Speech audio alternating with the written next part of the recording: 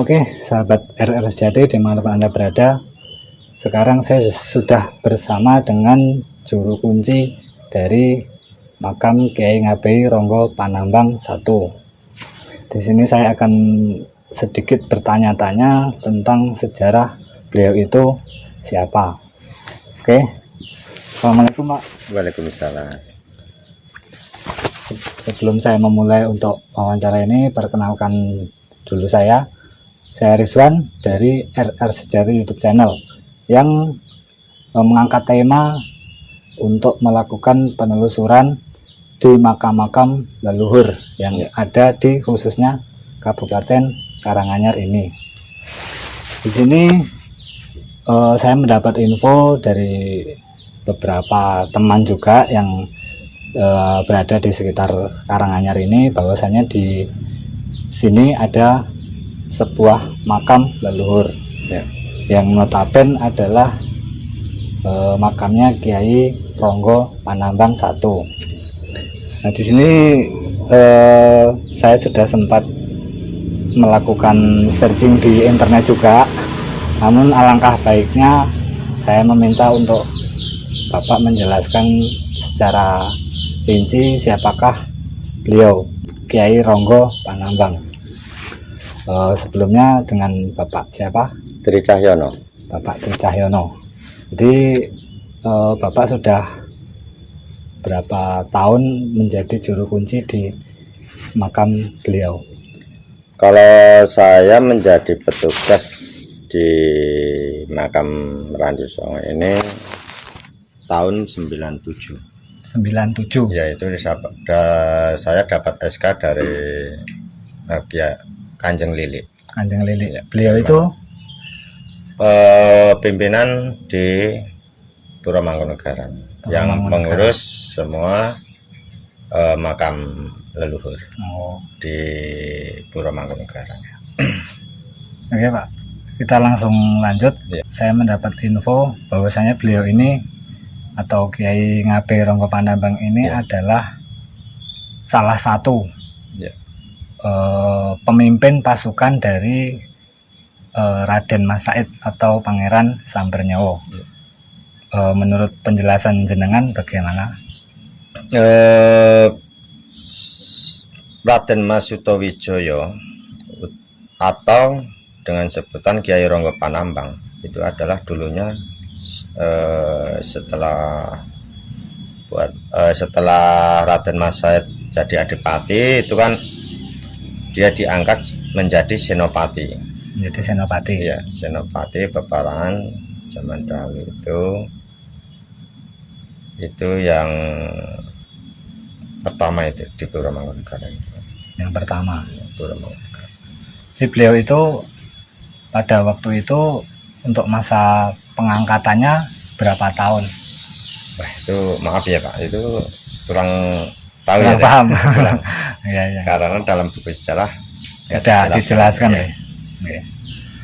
Untuk yang makam yang berada di sini memang asli makam beliau atau petilasan? Asli makam beliau memang. Tapi di dulu sini makamnya tidak seperti itu ya. Dalam bentuk berarti sudah istilahnya ada pemugaran. Iya. Jadi itu sudah pemugaran. Jadi dulu itu makamannya itu makam biasa. Makam biasa. Ya. Tapi itu pemugaran zaman Putin itu ya. Terus zaman Putin Soeharto. Itu terus makamnya diganti dengan makam marmer itu sama ini putranya ini.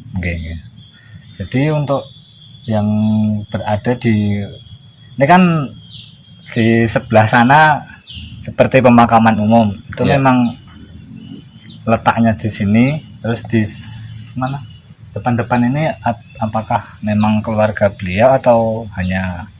Kalau itu makam umum ya Pak. Yang sebelah sana makam umum. Yang sini kan dulunya itu makam umum sebenarnya di sebelah timur. Di sebelah Tapi timur. Dulunya itu kan lama-lama masuk itu ya sudah kebiasaan.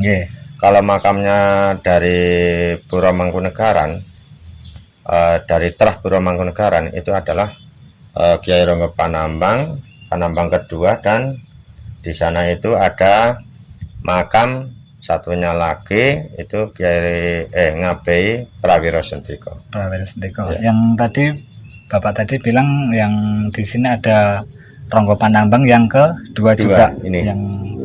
Yang ada di sini ya. Iya, ini Kiai Ronggo Panambang kedua. Dan Nyai itu. Nah, beliau istrinya. Iya.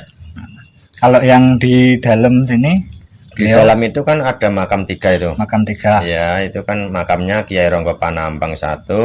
Okay. Dan satunya itu makamnya Pri yang menurut kabar adalah ya, Pri cantik itu kan ya. Dalam sejarah itu kan ada ya. Okay. Terus yang satunya itu istrinya, itu putrinya Tumenggung Dadawajana dari Kampung Kawatan. Dari Kampung Kawatan. Ya. Oh, bisa dijelaskan sedikit sebelum beliau itu diangkat menjadi pemimpin dari pasukan Pangeran Sambernyawa? Dulu itu kan dalam sejarah itu kan sebelum pasukannya banyak, itu kan Raden Masa itu kan sebenarnya dia itu putra dari Kartosuro itu. Putra dari Kartosuro. Ya, tapi dia itu kan tidak menyukai atau memberontak sama penjajahan Belanda company, waktu itu. Ya, company itu. Akhirnya dia itu memberontak. Itu kurang lebih membawa pasukan 8 orang itu. Yang mengikuti orang. Bukan pasukan, tapi yang ikut dengan Raden Mas baru 8 orang. 8 orang.